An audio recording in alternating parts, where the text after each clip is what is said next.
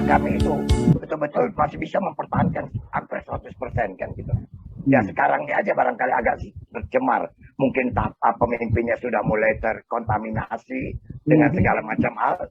Ya kalau macam dulu kan memang betul-betul. Bahar ini dulu jahat kali di Medan ini. Begitu masuk Jogja dia santun. Ya kan bisa ngomong jauh baik kan begitu. Jadi berbudaya kita itu kan tergantung pada daerah yang kita datangi. Identitas daerah itu kan. Melihat justru pergi ke Jogja daya juang saya menjadi lemah. Jadi tidak. Begitu. Iya, jadi tidak lagi. Memang daya juang lemah, tapi kejahatan kan berkurang.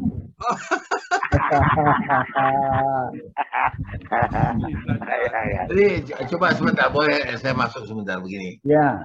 Penjelasan tadi yang panjang lebar, alih-alih membuat saya menjadi cerah, bikin saya jadi bingung. Kenapa? Pengertian budaya dalam kata-kata awam kita kaitkan dengan adat istiadat, kita kaitkan dengan sejarah, dan budaya kita tuh dari mana? Begitu saya lahir, budaya saya dapat dari mana? Itu kan dapat dari kaum, ya, dari tua kita diajarin. Tapi kemudian kata si Jaya tadi, etnis yang ada di Medan itu ada 8 etnis, barangkali 13 ya Jaya. Nah, itu kan ada pembauran. Tidak usahlah kita bicara dulu datangnya dari Pineng atau dari barat sana. Tetapi antara etnis saja yang ada di Medan itu kan terjadi pembauran dan itu akan membentuk budaya baru gitu. Nah, jadi kalau kita bicara Medan, budaya mana yang ada di Medan ini sekarang? Kan tidak bisa budaya Melayunya Bang Halis, budaya Tapanulinya Bang Harudin, budaya Padangnya Jaya. Tentu ada budaya Medan sendiri yang tercipta, terbentuk, bukan dibentuk ya, terbentuk. Apakah itu ada? Saya kira kalau percampuran itu misalnya dalam hal kebudayaan tetap juga ada.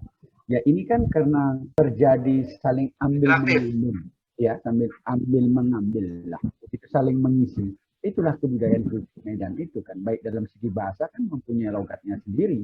Nah misalnya juga ada diksi-diksi yang khusus dari Medan misalnya yang tidak dimiliki oleh orang lain.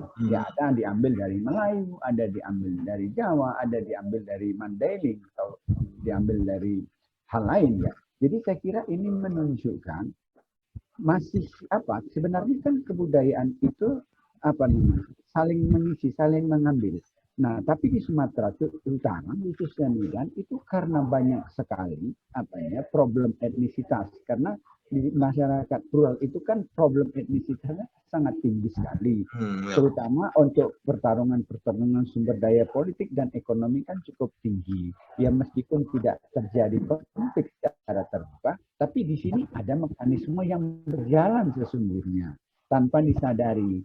Nah, ini sebenarnya lah yang harus kita lihat bersama. Kenapa sih di tengah masyarakat rural yang sangat tinggi, kontestasi ekonomi politiknya tidak terjadi konflik? Saya kira ini kan pertanyaan yang sangat menarik gitu. Kenapa bisa terjadi? Ya menarik. Bahkan saya menganggap itu macam sebuah anomali. Karena bayangkan ya, bayangkanlah kalau kita lihat antara etnis ini kan terjadi percampuran dan membentuk ya orang Medan. Ya. Maka ketika orang-orang di Jakarta ini mengenal saya dari Medan, mereka langsung asosiasinya, kau Batak ya? Belum tentu saya Batak kalau saya anak Medan. Ya. Bang Halis Melayu, ya kan? Ya. Jaya Padang. Jadi gini, kaitannya dengan sekarang ada cagar budaya. Budaya apa yang mau kita pakai? Cagar budaya, cagar budaya Medan. Nah, apa kriteria budaya Medan ini? Saya nggak bilang Sumut loh, karena Medan ya. Budaya Medan itu apa kira-kira? Apakah sudah ada kriterianya atau masih kita harus tunggu tercipta budaya yang baru lagi? Ya, soal lapangan merdeka. Saya kira kan sekarang ini kan terjadi debat yang sangat luar biasa ya di kalangan publik tentang lapangan merdeka. Nah, itu si Jaya itu yang bikin itu. Nah, itu dia makanya Bang Jaya ini yang bikin. Makanya lapangan merdeka ini apakah sebuah properti publik? Dia properti publik dalam artian sebagai cagar budaya. Nah, kalau misalnya kita lihat fungsi dari esplanade atau juga namanya pada waktu itu atau juga lapangan Merdeka itu kan sebuah ruang publik tempat orang bisa menikmati ruang publik itu pada waktu itu. Nah, karena pada 1880-an itu ketika lapangan Merdeka itu didirikan, dibentuk, itu kan sebuah ruang publik yang banyak orang tempat interaksi. Bahkan di sana juga terjadi pagelaran, terjadi pertunjukan kebudayaan, itu di situ. Nah, kalau sekarang misalnya sudah dapat sudah lapangan Merdeka menjadi cagar budaya, ya tentulah kita mempertahankan arena ruang publik itu. Jadi di situ saya kira lapangan Merdeka, kalau menurut saya tidak perlu dilekatkan berbagai identitas etnik di situ. Karena apa? Nah, itu kan sebagai ruang publik. Nah, kalau ruang publik itu ditempel dengan identitas etnik, tentulah akan menjadi perdebatan lagi. Karena memang fungsi awalnya bukan di sana. Kecuali Maimun misalnya. Bro, ini menarik ini. Saya ingat ketika kantor DPRD dirubah lagi, karena pendekatannya etnik. Iya. Ya kan? Kalau boleh saya memberikan sembang saran. Iya, silakan. Sudah menemui budaya. Budayanya sendiri, budaya Medan. Iya. Itu barangkali hanya bisa kita rumuskan beberapa poin-poinnya. Egaliter. Ya, persis. Gitu kan? Ya. Kemudian kadang-kadang egois. Seperti Hairil Anwar, aku. Begitu, tapi penuh daya juang. Gitu. Tapi orang Medan sendiri seringkali melupakan Hairil Anwar. Tapi juga ada negatifnya. Budaya tadi ada positifnya, cair, mudah menyesuaikan dengan budaya-budaya lain. Ya. Tapi kemudian ada negatifnya. Orang seringkali membawa sumut, semua urusan uang tunai. Gini loh, maaf nih. Atau muncul lagi, tidak sama kau, tidak sama saya. Udah lebih baik kita kasih sama jin, begitu kan? Jadi memang negatif. Saya melihatnya begini barangkali, Prof ya. Bahwasanya melibatkan masyarakat itu akan jauh lebih baik, kan begitu. Mengukur sejauh mana kebudayaan itu adalah bagaimana seorang pimpinan itu harus melibatkan masyarakat. Ya kan? Saya mau ambil ilustrasi aja barangkali contoh bagaimana Sultan Jogja itu ya melibatkan seluruh masyarakatnya untuk mempertahankan budayanya, kan begitu. Nah, kalau kembali kepada Medan tadi, macam mana orang pemimpinnya pun sama bebasnya, kan begitu. Cair dengan apa yang dikatakan oleh Bung Bahar tadi, segala semua etnis mau diikutkan, mau dimasukkan. Belum dapat satu figur yang betul-betul mempertahankan budaya itu sendiri. Kalau Bang Haris melihat dari figur, aku juga melihatnya dari sejarah. Budaya itu adalah anak dari sejarah, ya kan? Sejarah adalah anak dari budaya, mungkin itu lebih tepatnya. Nah, kalau kita lihat Medan, kalau kita katakan adalah berbudaya, kota yang berbudaya, rasanya akan sangat jauh. Kalau Jogja, itu jelas, itu masuk dalam 5 kota berbudaya di Indonesia, ya, di dunia bahkan, yaitu di antara Singapura, Cebu di Filipina, Andarsele di Taiwan, ya, dan 1 di Vietnam. Jogja sudah terpilih sebagai kota berbudaya. Nah, kenapa? Itu kan didukung juga oleh bangunan-bangunan sejarah yang sangat teratur dan sangat luhur, dan itu masih terasa. Kalau di Medan, di mana kita rasakan keluhuran budaya itu? Apakah kalau kita masuk ke Istana Maimun atau kita ke satu tempat lain? Tidak nampak. Bangunan sejarah aja diruntuhkan. Nah, itulah kita lihat. Jadi ya, bahkan ada kesan bangunan-bangunan sejarah yang walaupun itu dibangun Belanda, itu kan bagian dari budaya juga. Yang tadi yang mix budaya mix tadi. Makanya aku bilang nih, faktor pemimpinnya itu. Ini yang apanya kan begitu. Ya, kenapa bisa cagar budaya bisa dibangun atau diruntuhkan, kan gitu ya. Contoh aja lah, coba tengok sekarang Jakarta Betawi. Kenapa bisa ada reklamasi? Kan gitu. Padahal itu kan merusak budaya gitu. Masyarakat di situ. Udah jauh kali ya. Enggak juga. Tapi enggak, ini begini, ini kita bertanya, kita ini tidak tahu ya. Budaya kita tahu, wah kita berbudaya ya.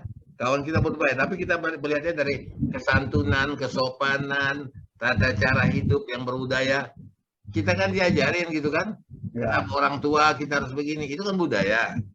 Kemudian, nah seperti aku ini, aku kan percampuran antara ras, ya antara Padang dan Mandailing. Nah, kemana aku mengacu?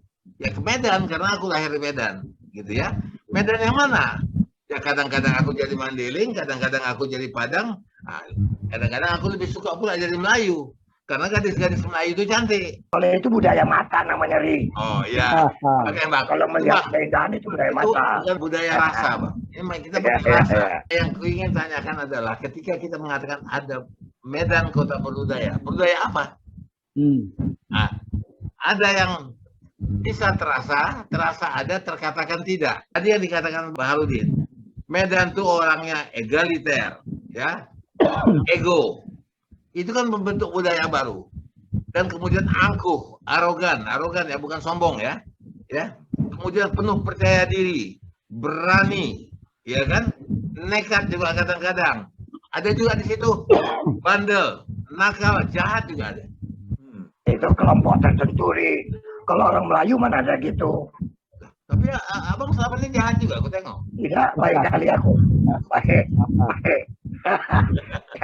yang jahat aku tuh memotong kalau orang bercakap. Nah, itu jahat aku. Itu dia. Ya. Ya, jadi perlu dirumuskan nggak tuh? Nggak usah ya. Karena dirumuskan tambah bingung kita nanti. Makanya Bang Halis tadi langsung potong. Saya bukan begitu, saya Melayu kata dia. Ya, tapi Abang omong-omong kan juga ini kan tidak ada budaya yang orisinil loh. Semua itu tidak ada orisinal yang budaya. Itu semua mix, campuran semua. Jadi sama seperti misalnya kuliner itu kan tidak ada yang otentik. Jadi kebudayaan itu tidak ada otentik sekalipun asal usul kita. Jadi jangan mengklaim bahwasannya kebudayaan kita itu otentik, itu tidak. Campuran semua. Seperti kuliner. Jadi kebudayaan itu kan sangat cair, adaptif. Kan kayak begitu. Jadi kita nggak bergantung pada situasi kita gitu loh. Nah seperti yang katakan Prof, bagaimana dengan budaya Jawa, Prof? Budaya Jawa belum terkontaminasi dengan yang lain. Kan ada Hindu, ada Buddha, ada Kejawen juga. Iya. Kan bukan itu ada yang tapi dia bisa Jawa ini kan bisa mengintegrasikan, beradaptasi, lalu kemudian dia menjadi lentur dan menerima apa saja, termasuk agama. Apakah itu karena budaya Jawa itu tidak seheterogen di Medan? Di Medan itu kan heterogen betul kita. Tapi kan kalau kebudayaan itu kan tetap tidak ada yang homogen, kan dia dibangun heterogenitas. Otentisitas itu kan tidak ada. Jawa itu kan banyak dibangun oleh banyak orang, banyak kebudayaan.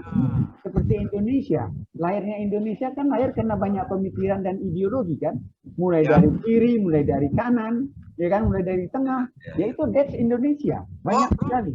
Apa gara-gara itu kebudayaan itu erat kaitannya dengan pendidikan, seperti di konstitusi kita dikawinkannya pendidikan dan kebudayaan. Ya itu sudah pasti karena yang selanjutnya kan orang-orang berpendidikan ini kan yang mengkonsumsi kebangsaan juga kan, mengkonsumsi Indonesia juga kan itu kan percampuran. Lihat itu Hatta dia seorang sosialis ya, Muhammad Hatta. Tapi dia seorang Islam yang kuat. Lalu kemudian dia memahami ideologi kiri, komunisme, sosialisme, tapi dia tidak tertarik dengan komunisme dan kapitalisme. Dia tertarik dengan apa? Demokrasi, dengan nasionalisme. Itu kan suatu sintesis. Itu menunjukkan bahwa nasionalisme juga tidak genuine, tidak otentik. Banyak dipengaruhi banyak hal, pemikiran orang. Jadi saya untuk melihat bagaimana sebuah kebudayaan itu bergerak. Nah makanya ketika misalnya kayak kita ada yang lahir ada bapaknya keturunan Jawa, keturunan Batak, keturunan Mandailing, ibunya. Nah ini kan hibrid gitu ya kan, campuran semua. Ya kita ini campuran. Ya itu, jadi diri kita itu ya campur-campur. Kita menjadi Indonesia, kita menjadi etnis, kita menjadi bagian dari komunitas. Di mana kita menempatkannya bergantung pada situasional kan gitu, sangat dan sangat cair. Nah di situ kita menempatkan diri. Tapi kan untuk Medan saya kira itu karena apa? Dari awal tidak pernah dirumuskan seperti apa. ada wilayah-wilayah yang misalnya menjadi Medan, ada yang bukan. Nah, inilah yang tidak pernah dirumuskan oleh para pimpinan di Kota Medan.